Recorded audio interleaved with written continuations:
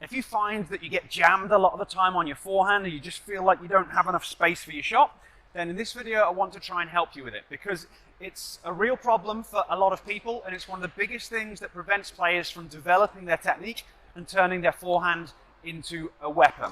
It's something that you're really going to have to consciously work on for a while, so it's very unlikely that you'll watch this video and it'll all be perfect from there on out. You're going to have to watch this video, you have to go out on court, you're going to have to be very conscious, intentional and deliberate, and you're going to have to work and think about correcting this spacing problem for a period of time. So I want to teach you how to think about it. We're going to work on some simple things that you can practice on the court, on your own, and then we're also going to talk about some slightly more complicated things that can go on behind the scenes that can create a bit of a problem for you. So I hope you find this video helpful. If you do, it'd be awesome if you give me a thumbs up, and if you haven't already done so, make sure you subscribe to my channel. Okay, so being jammed basically means that you're too close to the ball. And as you know, that's going to be a real problem because it's going to prevent you from using optimal biomechanics. So you're not going to be able to swing from inside to outside in order to efficiently generate power and spin and still be able to maintain the control. So the first thing that you've got to do to really break this habit and to develop your forehand is to make yourself aware of what the spacing should actually be. And why this can be fairly challenging is because it's going to be different dependent on the height of the ball. So when the ball is low, this is a very reasonable distance. So maybe about here, that's a pretty good contact point for me. It's about half a foot to a foot in front of my front leg. It might vary dependent on what grip you're using. And it's about 2 feet away. If I was hitting a higher ball, now if you look where the center of my racket is or the center of my strings are now, that's about a foot further over than for the low ball. And this is one thing that really throws a lot of players off, is that they're okay on these low balls, but on the higher balls they really struggle with their spacing and they get jammed because they're too close.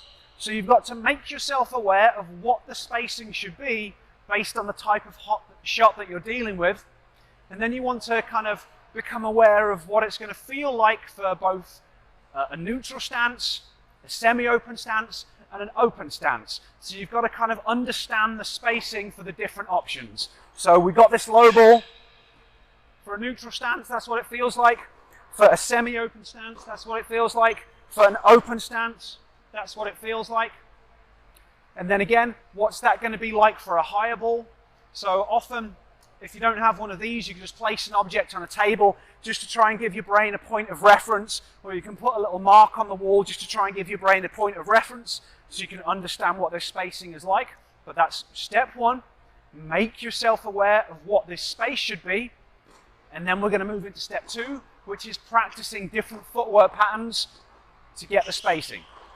Okay, so now that we've got an understanding that the spacing that we need is going to be dependent on the height of the ball, and you've kind of familiarized yourself with what that might feel like, we need to look at movement to the ball. So we've got cones just scattered around in a few different common positions that I'm going to be hitting a forehand from. The first one that we're going to work on is that wide ball. So it's a case of just making yourself aware of what that spacing should be like. So, okay, for this wide ball, I'm probably going to be hitting an open stance. It's unlikely that I'm going to go from the center of the court and then be hitting a neutral stance with that one. Maybe I will, but realistically, the ball will be coming harder. I'll be using an open stance. So how far away do I need to be? If I'm contacting the ball in that position, here is where I do my split step. My opponent hits that target. What's the movement like to maintain that distance? And you might have to play around with it. Okay, so what does it feel like to move to there and maintain the distance? You know, what about if it's a little bit wider? What does that involve in terms of the spacing to still be able to make that shot? So get used to the movement. Get used to the spacing. Practice it over and over again, because it's much easier to become familiar with itself without a ball, with this stuff, without a ball, than when the ball's flying at you. Another shot that a lot of players have difficulty with in terms of being jammed is when this ball is hit directly at them. So when it's hit directly at you, how do you get out of the way of it? What sort of space do you need to give yourself? So in terms of footwork, it's going to be a drop step where that back leg comes around because it turns the shoulder. But then from there, how much space do I need to give myself?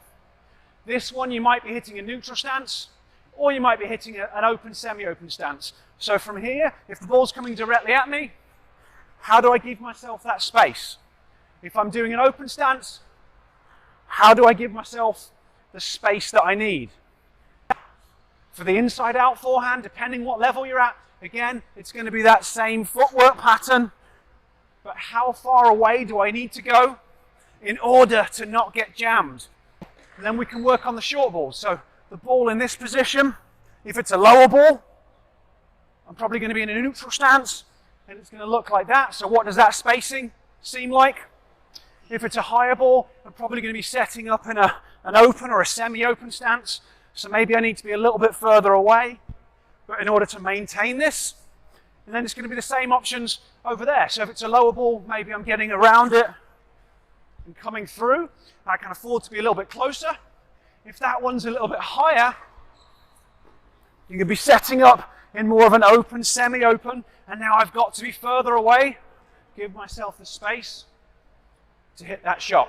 So step one, just make yourself aware of the spacing.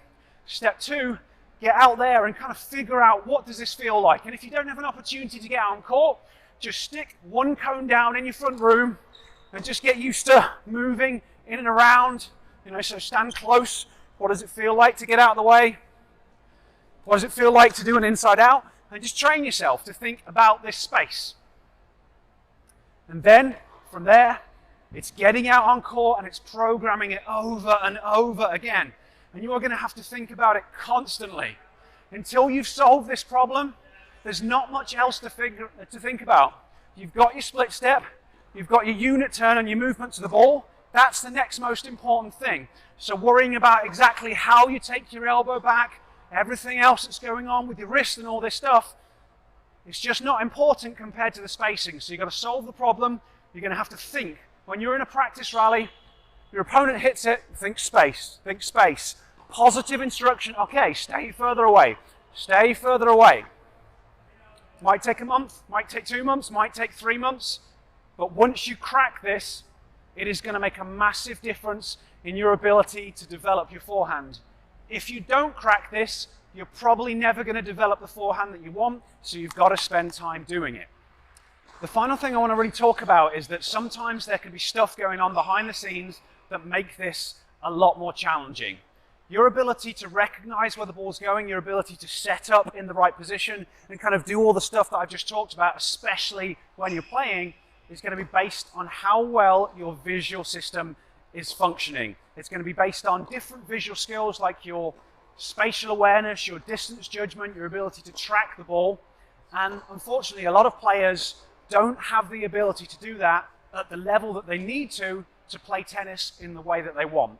But the good news is you can actually work on that stuff. And that's one of the big areas that I help tennis players with. So I've created a free masterclass to kind of explain how all this works. So if you're struggling with your spacing, if you're struggling with your timing, if you're struggling to improve your technique, this masterclass is going to kind of explain why that is and what steps and different things you might need to do in order to be able to address it and become a better player. So there's a link down in the description that's going to allow you to check that out. I think you'll find it very interesting. Okay, I hope you enjoyed today's video. If you've got any questions or comments, leave them down below. And of course, if you haven't already subscribed to my channel, make sure you do that now.